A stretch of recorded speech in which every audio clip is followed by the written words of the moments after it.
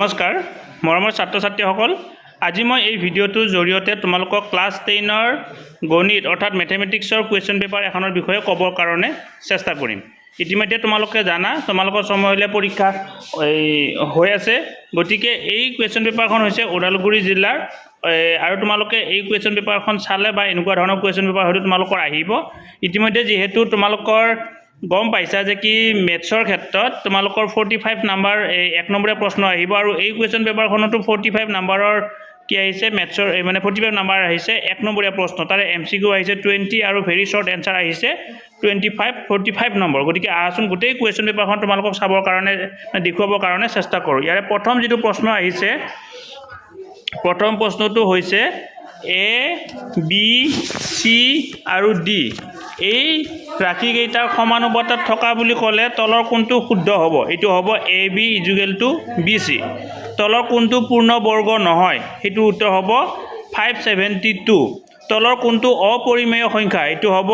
√8 চাৰি নম্বৰটো হৈছে যদি A আৰু B দুটা অখণ্ড সংখ্যা তেনে হলে গসাগু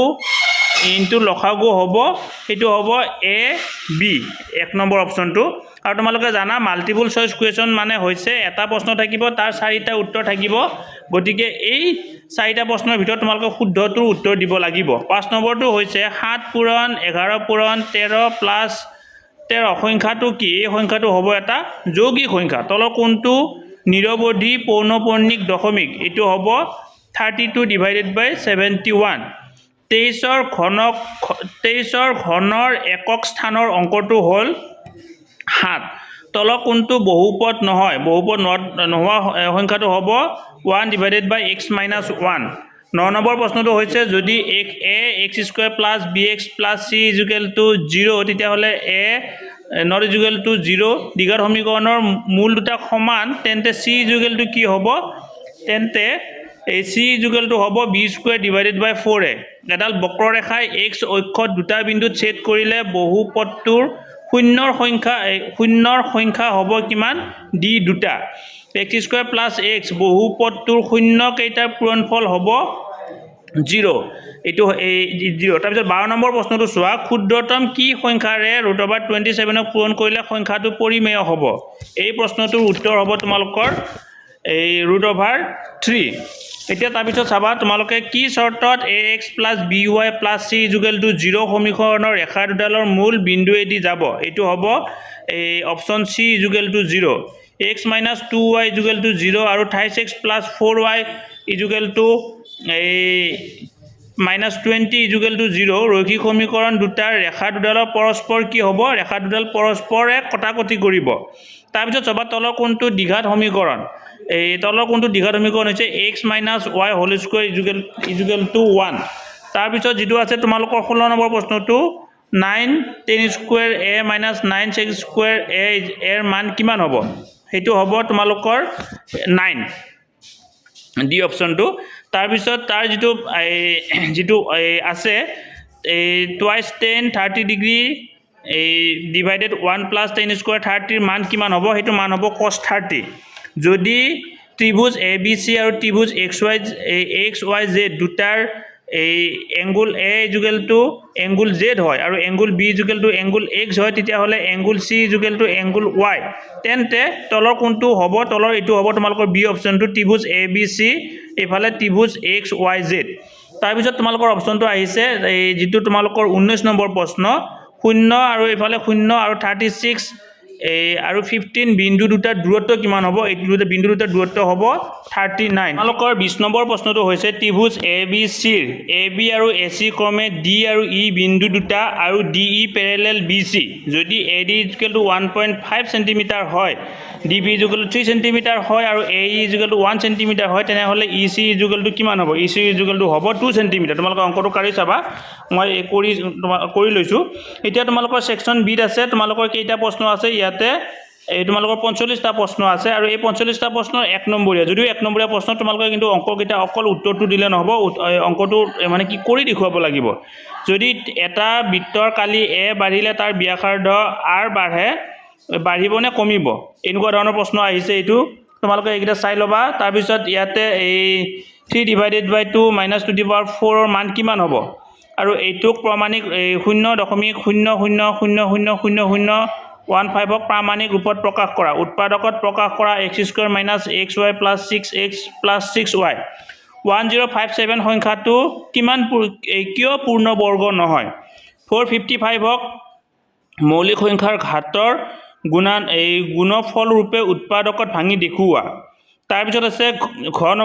জি নম্বৰটো দুডাল ৰছীৰ দৈৰ্ঘ্য ক্ৰমে 64 সেন্টিমিটাৰ আৰু 80 সেন্টিমিটাৰ দুডালৰ পৰা সমান দৈৰ্ঘ্যৰ টুকুৰা কাটি উলিয়াব লাগে অকণো ৰৈ নোযোৱাকৈ দুডাল ৰছীৰ পৰা কাটি উলিয়াব পৰা তেনেকুৱা টুকুৰা সৰ্বাধিক দৈৰ্ঘ্য কিমান হ'ব তাৰ পিছত h নম্বৰটো চোৱা x² - 3 বহুপদ ৰাখি শূন্যবোৰ লিখা যদি তোমালোকৰ i নম্বৰ প্ৰশ্নত আছে যদি আলফা বিটা আৰু গামা ত্ৰিঘাত বহুপদ তেতিয়া হলে ax³ + bx² + cx + d ৰ শূন্য হ'ব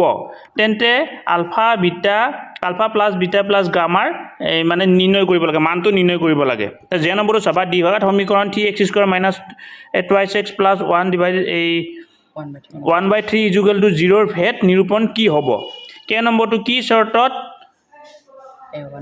a1x + b1y + c1 = 0 আৰু a2x + b2y + c2 = 0 ৰৈখিক সমীকৰণৰ জোৰৰ ৰেখাই ক'ত মানে কটাকাটি কৰিব হেতু উলিয়াব লাগে তাৰ পিছত l টো চোৱা কি চৰ্তত ax² + bx + c = 0 a not = 0 দ্বিঘাত সমীকৰণৰ কোনটো বাস্তৱ মূলত নাথাকে এটো উলিয়াব লাগে যদিও তোমালোকৰ এক নম্বৰীয়া প্ৰশ্ন এটো তোমালোকে কি কৰিব লাগিব অংক কৰি দেখুৱাই দিব লাগিব m নম্বৰ প্ৰশ্নটো চোৱা x² - 5x = 0 দ্বিঘাত সমীকৰণৰ মূল দুটা কি n নম্বৰটো যদি tan a = cot b তেন্তে প্ৰমাণ কৰা যে a + b = 90 ডিগ্ৰী o নম্বৰটো cos 48 ডিগ্ৰী - sin 42 ডিগ্ৰীৰ মান কিমান হ'ব তাতে p নম্বৰটো চাবা সকলোবোৰ বৃত্তই ইয়াতে সৰ্বসম আৰু সদৃশ এটো তোমালোকে নকৰিলে হ'ব খালি ঠাইত এটো লিখি দিলে হ'ব q টো চোৱা এটা ত্ৰিভুজৰ দুটা বাহুৰ মধ্যবিন্দু সংযোগী ৰেখাডাল তৃতীয় বাহুৰ ডেজ হ'ব সমান্তৰাল হ'ব নে সমান হ'ব হেতু উলিয়াব লাগে r টো চোৱা কেতিয়া এটা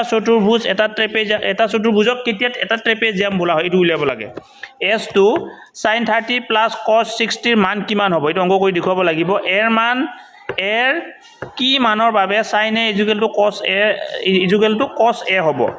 ত্ৰিভুজ PQR ৰ E আৰু F ৰ ক্ৰমে PQ আৰু PR দুটা বিন্দু মন কৰিবা আকৌ কৈ যে ত্ৰিভুজ PQR ৰ E আৰু F ক্ৰমে PQ আৰু PR ৰ দুটা বিন্দু যদি PE = 3.9 cm EQ = 3 cm PF = 3.6 cm আৰু FR = 2.4 cm হলে EF সমান্তৰাল QR হ'ব নে নহয় এটো প্ৰমাণ কৰি দেখুৱাব লাগিব তাৰ পিছত চাবা তোমালোকে এটা বৃত্তৰ AB এডাল ব্যাস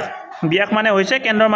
মাজেৰে যোৱা এডাল কেন্দ্ৰৰ মাজে যাব লাগিব যদি A আৰু B বিন্দুৰ স্থানাংক ক্ৰমে A 3 - 10 আৰু B মান হ'ব B হ'ব 1 আৰু 4 হয় বৃত্তটোৰ কেন্দ্ৰৰ স্থানাংক কিমান এটো উলিয়াব লাগে তাৰ পিছত চোৱা W এটা বৰ্গৰ ABCD তিনিটা শীৰ্ষবিন্দুৰ স্থানাংক ক্ৰমে A = 0 এৰ মান হৈছে 0 আৰু 1 B হৈছে 0 0 আৰু C হৈছে A আৰু 0 হলে চতুৰ্থ শীৰ্ষবিন্দু D স্থানাংক কিমান তিনটা স্থানাংক দি দিয়া হৈছে A B আৰু C D স্থানাংকটো উলিয়াব লাগে x নম্বৰটো চোৱা -6 5 আৰু -2 3 বিন্দু সংযোগী ৰেখাখণ্ডৰ মধ্যবিন্দু A = 4 হলে এৰ মান কিমান হ'ব এটো উলিয়াব লাগে কি চৰ্তত দ্বিঘাত সমীকৰণৰ ax² + bx + c = 0 a not = 0 মূল দুটাৰ অপৰিমেয় হ'ব গতিকে মৰমৰ ছাত্ৰ ছাত্ৰীসকল তোমালোকৰ উদালগুৰি জিলাৰ আজি হৈ যোৱা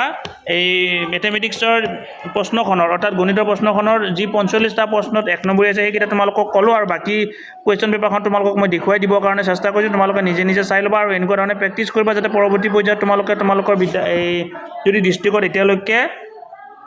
কোৱেশ্চন মানে ম্যাথমেটিক্সৰ পৰীক্ষা হৈ যোৱা নাই তোমালোকে চাব পাৰিবা আৰু ইতিমধ্যে যেটো কোৱা হৈছে যে কি তোমালোকৰ অংকৰ ক্ষেত্ৰত 90 নম্বৰৰ প্ৰশ্ন আহিব তাৰে তোমালোকে কি কৰিব লাগিব 45টা এক নম্বৰীয়া প্ৰশ্ন থাকিব গতিকে তোমালোকৰ এই প্ৰশ্ন কোৱেশ্চন পেপাৰখনতো এক নম্বৰীয়া প্ৰশ্ন আমাৰ 45টা আহিছে যদিও এক নম্বৰীয়া প্ৰশ্ন 45টা আহিছে MCQ কেইটাৰ উত্তৰ 20টা প্ৰশ্নৰ উত্তৰ তোমালোকৰ কোৱেশ্চন পেপাৰ থাকিব বাকি 45টা প্ৰশ্ন এক নম্বৰীয়া হলেও তোমালোকে কৰি দেখুৱাব লাগিব গতিকে ভিডিওটো ইমানতে সামৰিছো তোমালোকে ভিডিওটো যদি ইনফৰমেটিভ বুলি ভাবিছা আগলৈকে ফৰৱাৰ্ড কৰিবা থ্যাংক ইউ